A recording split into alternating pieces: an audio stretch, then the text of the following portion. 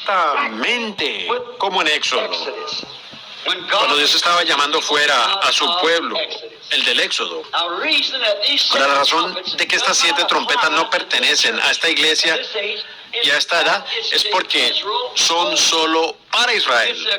Es el llamado de la reunión del pueblo. Y ahora solo hay una cosa importante aquí que yo quiero que capten y vean en unos cuantos minutos. Es donde verán por qué esto no pertenece a esta edad en la que estamos viviendo, las 7 trompetas. Yo sé que muchas personas difieren con eso, pero yo sé que es esto. Yo lo sé, no porque estoy diciendo que ustedes lo están diciendo, porque yo no lo obtuve de mí mismo. Mis pensamientos no son los míos propios. Sea lo que sea que me dijo, si eso está errado, entonces está errado. Pero no lo estoy diciendo por mí mismo, lo estoy diciendo por lo que alguien más ha dicho. Ese alguien más es el Dios que nos habló e hizo todas estas cosas que Él ha hecho y aparecieron, ¿ven? Así que yo sé que está correcto. Las trompetas son la reunión de Israel. Las trompetas han de reunir a Israel. Fíjense, en el sonido de la primera trompeta, sangre, fuego, granizo y de todo esparció en la tierra. Esparcido en la tierra, ¿ven? ¿Qué estaba haciendo Él? Sacando a Israel fuera del Egipto espiritual, ¿ven? De regreso a su tierra. Ahora permítame decir esto aquí mismo, que toda trompeta que sonó bajo el 6º sello. Vamos a verlo en unos minutos, ahí donde vimos el sello. Todas las trompetas sonaron bajo el 6º sello, porque en el 7º sello hubo silencio. Nadie sabía, ese era el minuto o la hora en que Cristo vendría, como Él nos lo reveló. Pero todas las trompetas sonaron bajo el 6º sello, bajo la persecución de los judíos. Fíjense, en Apocalipsis 8 y comenzando con el versículo 7, todo era ya el llamado fuera de Israel, en lo natural, en Egipto. Ahora es el llamado fuera de Israel en sentido espiritual. Él los estaba preparando para que vinieran a la fiesta de la expiación. Fíjense, la fiesta de las trompetas era primero, la cual era Pentecostés. La fiesta de la expiación le seguía 50 días después. La fiesta de la expiación, léanla aquí. Probablemente lo haremos si tenemos tiempo. Nos vamos a referir a ella y se la leeré en la Biblia, aquí en Levíticos 12. Ahora, o en Levíticos 23 más bien, Levíticos 16. Nos damos cuenta que la primera era la fiesta de las trompetas, era la expiación, al seguir después de Pentecostés. Ahora nos damos cuenta, la fiesta de la expiación seguía la fiesta de las trompetas. Ahora fíjense, una trompeta sonaba y eso era para reunirlos. Ahora, la primera trompeta sonó, hubo granizo, sangre y fuego regado sobre la tierra, exactamente como fue en Egipto, preparándose para llamarlos al día de la expiación. ¿Ven? Ellos rechazaron la verdadera expiación. Y estos años han sido alargados hasta ahora. Ha sido el año de Pentecostés. ¿Ven? Ahora, lo que sigue es que suene para los judíos. Este ha sido el llamado fuera de la iglesia. Fíjense muy bien. Ahora, lo cual después Él los llevó a la tierra prometida, lo cual Él hará lo mismo, en lo cual en símbolo Él lleva a la iglesia a la tierra prometida. Recuerden, cada trompeta sonó bajo el 6º sello. Solo entonces cuando sonó. Fíjense, ahora, exactamente. En la continuidad de las Escrituras es exactamente lo mismo. Bajo la 7ª trompeta es para Israel lo mismo que el 7º sello fue para la iglesia. Nos damos cuenta bajo el 7º sello que cuando estas almas que estaban ahí bajo el altar, que recibieron vestiduras, se les dio vestiduras. No porque se las ganaron, porque ellos estaban en la dispensación en que Dios con gracia estaba lidiando todavía con los gentiles, no con los judíos. Israel es salva como nación. Dios lidia con Israel como nación. Los gentiles son un pueblo para su nombre, no una nación para su nombre, Israel. Y cuando Hitler y demás persiguieron a los judíos e hicieron las cosas que hicieron bajo eso, miren, ellos, Stalin, Hitler y todos esos dictadores se habían levantado. Si tuviéramos tiempo para repasarlo para algunos de los nuevos que han venido, pero ya lo hemos visto. Bajo esa misma edad han habido en Alemania y todas las demás naciones judíos que se han esparcido por toda la tierra, pero se ha levantado una dura persecución contra los judíos en los últimos 20 años. Yo estaba allá en los lugares donde quemaron sus cuerpos y los incineraron y usaron sus cenizas para fertilizar la tierra. Niños judíos y mujeres y de todo. Luego tratan de negarlo. Se les puede llevar y enseñar dónde fue hecho. Ha sido una dura persecución contra Israel porque ha sido el tiempo en que es llamado de nuevo a la expiación. Todavía está bajo la expiación de un cordero natural. El verdadero cordero de Dios es la expiación y Él lo ha rechazado y la sangre ha estado sobre Él desde entonces. Fíjense, está preparando al pueblo. Cuán perfectos son la séptima trompeta y el séptimo sello. Juntos perfectamente la persecución de los judíos. Noten, en Apocalipsis el capítulo 9 y el versículo 13. Pero fíjense muy bien, bajo la sexta trompeta. Apocalipsis 9:13. Bajo la sexta trompeta, noten, habían 200,000 jinetes que habían estado atados en el río Éufrates, que fueron desatados bajo la sexta trompeta. Ahora, no hay 200,000 jinetes en el mundo, pero habían 200,000 jinetes. Fíjense en eso, quiero que lo anoten para que lo puedan leer. Esos no eran caballos naturales, respiraban fuego y tenían corazas de jaspe y tenían colas. Y al extremo de la cola parecía una serpiente, tenía la cabeza de una culebra en el extremo de ella, picando, ¿ven? Eran caballos espirituales, diablos espirituales, caballos de guerra, que habían estado atados en el Éufrates todos estos años. Diablos sobrenaturales. ¿Qué es? El viejo imperio romano siendo revivido. La persecución de los judíos. Habían estado atados por casi 2,000 años en el río Éufrates. No podían cruzar hacia la promesa. Una secta religiosa que estaba tratando de llegar al otro lado. El Éufrates, ustedes saben, pasa por el Edén, pero fueron atados allí 200,000 diablos de persecución.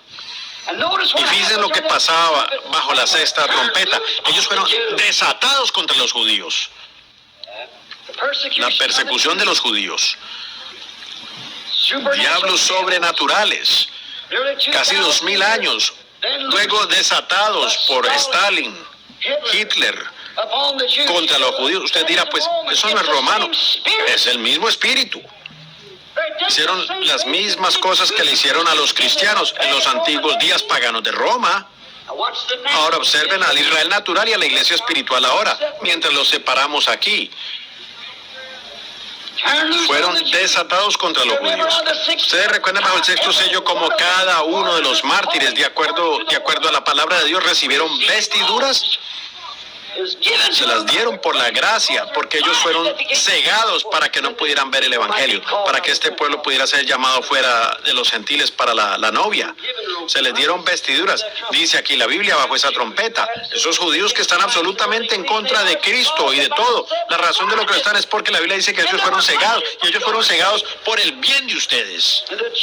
Y el justo Dios sabe que ellos lo hubieran recibido, pero fueron cegados por el bien de ustedes. La Biblia así lo dice. Ahí está ese imperio romano, atado por qué?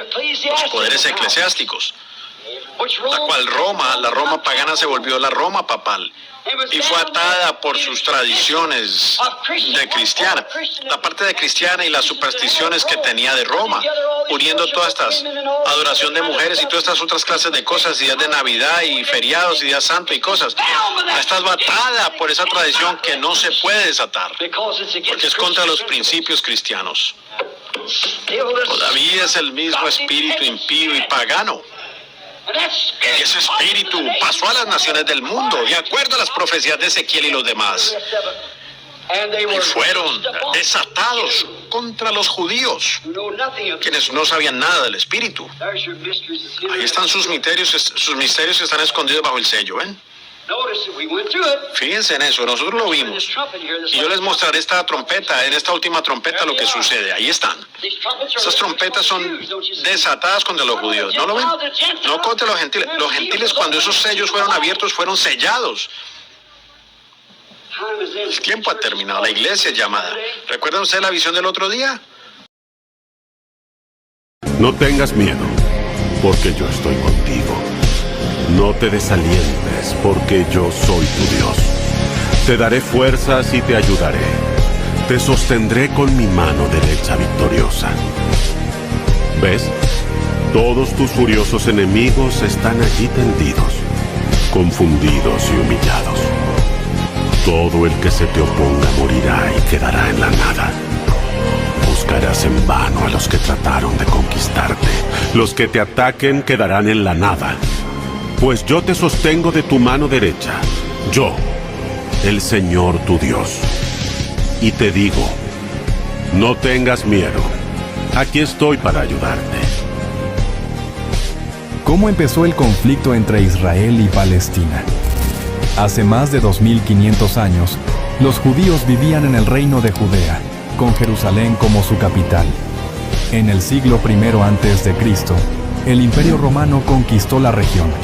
Los judíos intentaron independizarse, pero los romanos respondieron destruyendo Jerusalén y expulsando a gran parte de la población judía. Además, renombraron esas tierras como Palestina para borrar su conexión con el judaísmo. Muchos siglos después, Palestina formaba parte del Imperio Otomano. Durante la Primera Guerra Mundial, el Imperio Británico prometió a los árabes que si ayudaban a derrotar a los otomanos, les concederían la independencia. El problema fue que también prometieron a los judíos un hogar nacional en esa misma tierra. Al terminar la guerra, Palestina quedó bajo control británico, y muchos judíos comenzaron a migrar allí, huyendo de la persecución en Europa. Los palestinos vieron esto como una amenaza, y las tensiones aumentaron. En 1947, la ONU propuso dividir Palestina en dos estados, uno judío y otro árabe. Los líderes judíos aceptaron, pero los árabes se opusieron.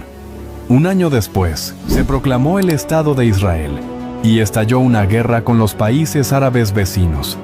Israel ganó el conflicto y tomó más territorio del que se le había asignado originalmente. Desde entonces, los palestinos han vivido principalmente en Cisjordania y Gaza, sin un Estado con reconocimiento internacional pleno. Israel atacó a Egipto en octubre de 1956 y tomó el control del Canal de Suez. Antes de ese año, el canal estaba bajo dominio británico y francés, y cada barco que pasaba pagaba un impuesto que enriquecía a sus imperios. Esta maravilla hecha por el hombre era vital, porque antes de su construcción, los barcos debían rodear todo África para llegar a Europa. Pero en 1956, Egipto nacionalizó el Canal de Suez. Gran Bretaña y Francia estallaron de furia. Sus fábricas dependían del petróleo de Medio Oriente, y sus economías vivían de los impuestos del canal. Decididos a no perder la vía marítima más importante del mundo, formaron un plan secreto con Israel. Israel atacaría primero, avanzando por tierra como fuerza de choque, mientras que Gran Bretaña y Francia bombardearían desde el aire. El plan funcionó al principio. Las tropas israelíes conquistaron el Sinaí y tomaron posiciones cerca del canal. Pero el mundo reaccionó. La Unión Soviética amenazó con usar armas nucleares si no se retiraban, y Estados Unidos, temiendo perder influencia en la región, impuso duras sanciones contra sus propios aliados. Ante la presión internacional, la invasión se derrumbó en pocas semanas. Egipto recuperó el Canal de Suez y Nasser se convirtió en un héroe del mundo árabe. Una guerra que empezó por dinero y poder terminó redefiniendo el mapa de Medio Oriente. Él destruyó más de 400 aviones de combate árabes en solo unas horas durante la guerra de 1967. Una locura total, papá. En ese año la tensión estaba que ardía. Egipto, Siria, Jordania e Irak se habían juntado como si fueran los vengadores del desierto, todos contra Israel. Egipto dijo a cerrar el paso y bloqueó el estrecho de Teherán y el Canal de Suez, cortando las rutas comerciales clave de Israel. Y por si fuera poco, mandaron sacar a los cascos azules de la ONU del Sinaí. O sea, estaban gritando: se viene la guerra, madre mía. Pero Israel no se quedó tomando café. A las 7:45 de la mañana del 5 de junio, casi 200 cazas israelíes entraron al espacio aéreo egipcio como ninjas del cielo. Y ¡pum!, destruyeron 286 aviones egipcios. La mayoría ni habían despegado. Después volaron directo a Jordania y destruyeron 34 jets. Luego, a Siria, donde bajaron otros 62 pájaros pájaros de guerra y para cerrar con broche de oro, atacaron bases en Irak, tumbando otros 10 más. En total, más de 400 aviones árabes volaron, desde que pudieran decir ataquen y ya no tenían con qué. Y mientras eso pasaba, el ejército israelí ya iba como flecha por el desierto del Sinaí, llegando hasta el canal de Suez como si fueran de rally. Se apoderaron de todo el Sinaí. Todo eso en solo 6 días. Por eso la llaman la Guerra de los 6 días.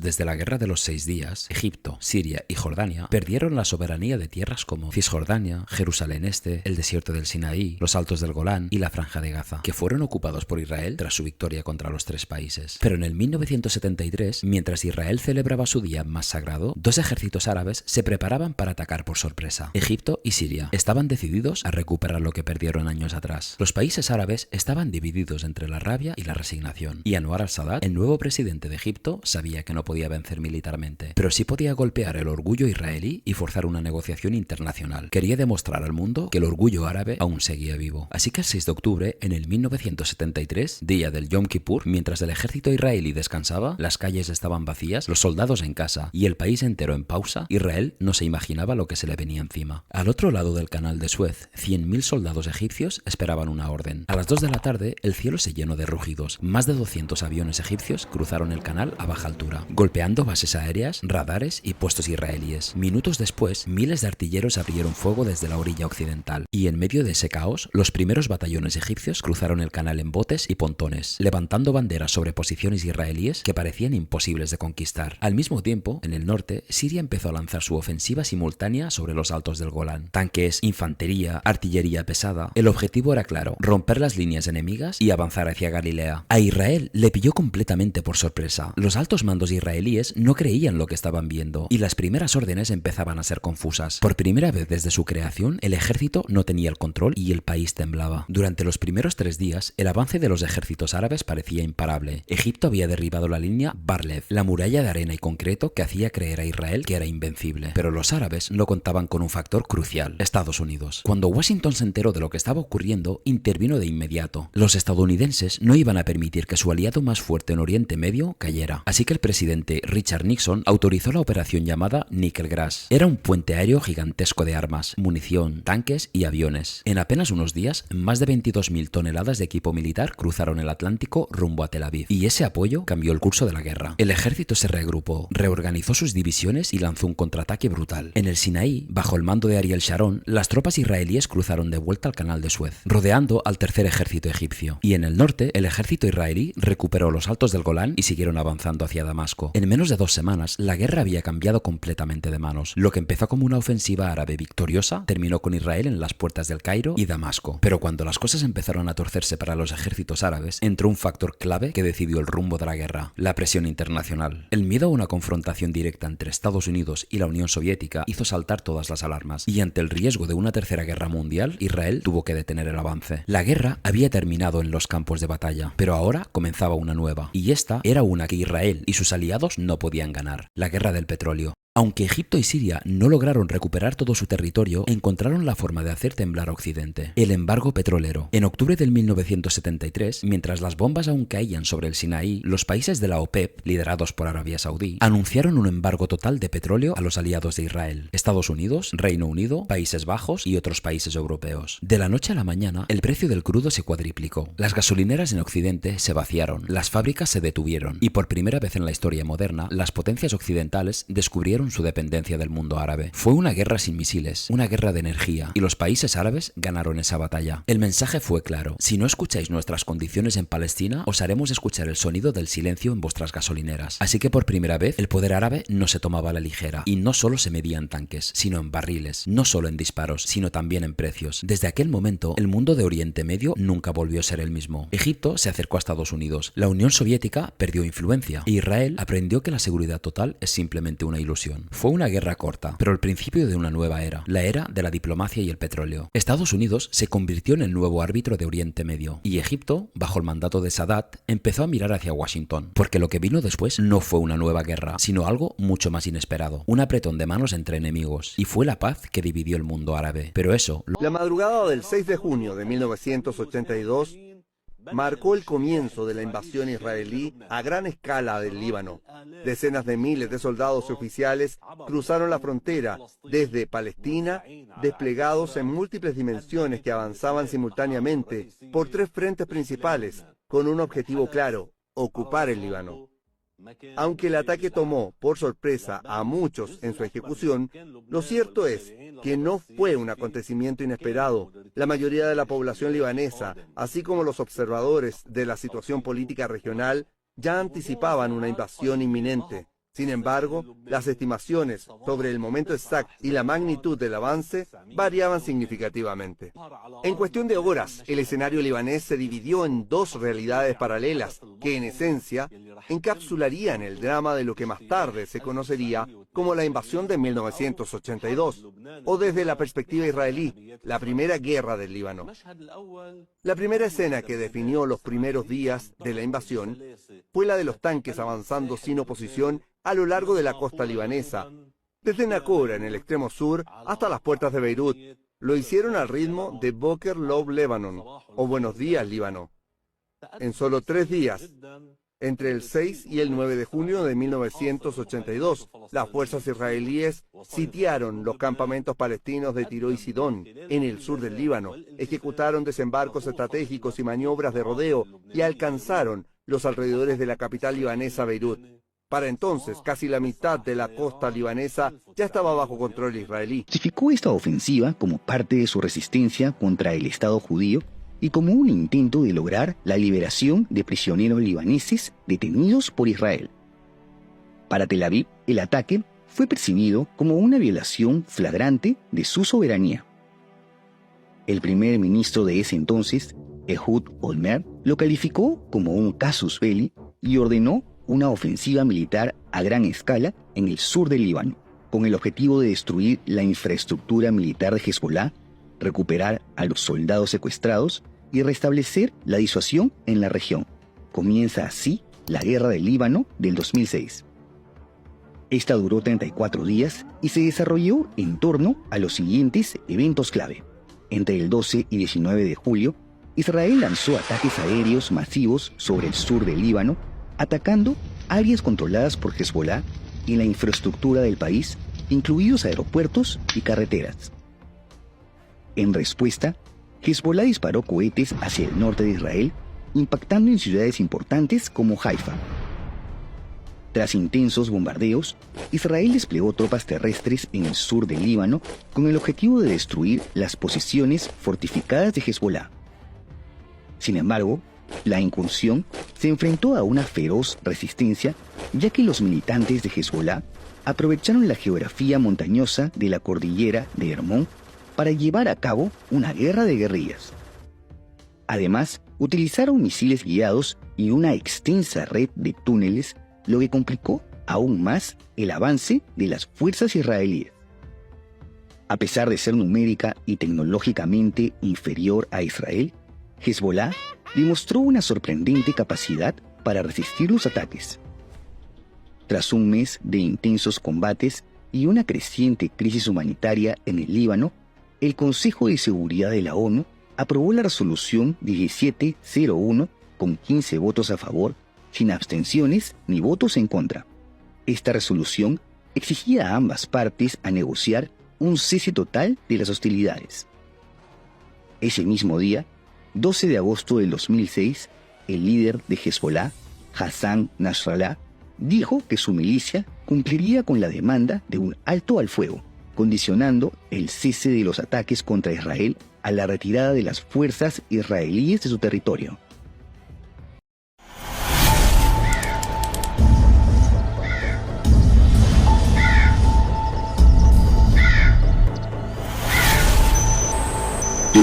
Exactamente, como en Éxodo. Cuando Dios estaba llamando fuera a su pueblo, el del Éxodo. Ahora, la razón de que estas 7 trompetas no pertenecen a esta iglesia y a esta edad es porque son solo para Israel. Es el llamado de la reunión del pueblo. Y ahora solo hay una cosa importante aquí que yo quiero que capten y vean en unos cuantos minutos. Es donde verán por qué esto no pertenece a esta edad en la que estamos viviendo, las 7 trompetas. Yo sé que muchas personas difieren con eso, pero yo sé que es esto. Yo lo sé, no porque estoy diciendo que ustedes lo están diciendo, porque yo no lo obtuve de mí mismo. Mis pensamientos no son los míos propios. Sea lo que sea que me dijo, si eso está errado, entonces está errado.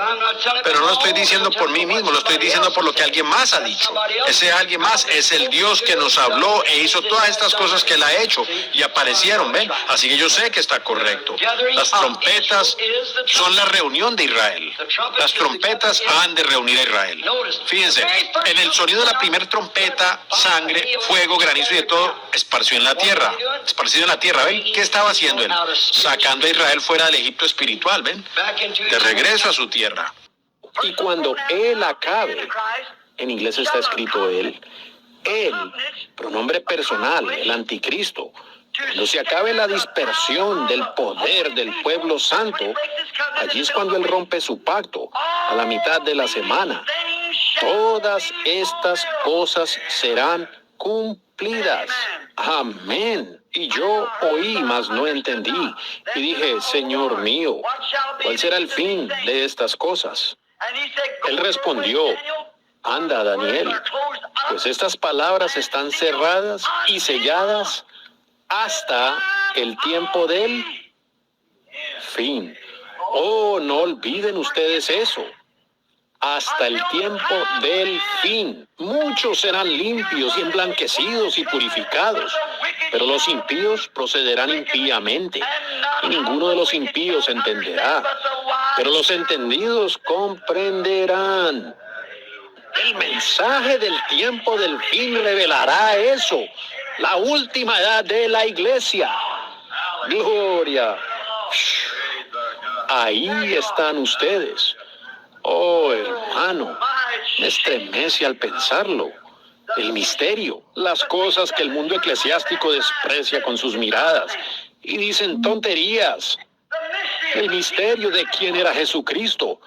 No una tercera persona, no la segunda persona, no la tercera persona, sino la persona de Dios. Todos estos otros misterios de Dios serán revelados porque está escrito aquí en este libro y serán revelados a la generación del tiempo del fin. Ellos allá en los seminarios y colegios y denominaciones no pueden verlo, igual como los judíos no podían ver a Jesús como el Mesías. Con razón ellos se inclinan a pensar que uno está loco. Con razón piensan que uno es insensato. Con razón ellos no pueden entender porque uno no cacarea con ellos. Es porque detrás de eso hay un poder y una visión, la palabra de Dios que ha sido revelada para poner la iglesia en orden para el rapto y partir a casa. Sí, muchos correrán de aquí para allá y la ciencia se aumentará, seguro. Ahora, ¿cuál es otra cosa que sería conocida? Miren hoy día las iglesias. Aquí está. Espero que no duela, pero tengo que decirlo. En aquel día habrá un anticristo que se levantará. Ahora recuerden, cuando entremos en los sellos, ese anticristo cabalga allí por esos sellos. Daniel habló de eso aquí, el príncipe que vendría. Él sería cortado, Jesús lo sería para hacer expiación por el pueblo. Pero ese príncipe que se levantaría, que causaría la abominación, que haría la desolación, esa fue Roma a través de Tito. Y esta vez es un príncipe saliendo de Roma que lo hará, y él será revelado en el día postrero. Ahora oigan, haciéndose a sí mismo Dios, como nos advierte el Espíritu Santo en 2 de Tesalonicenses, el segundo.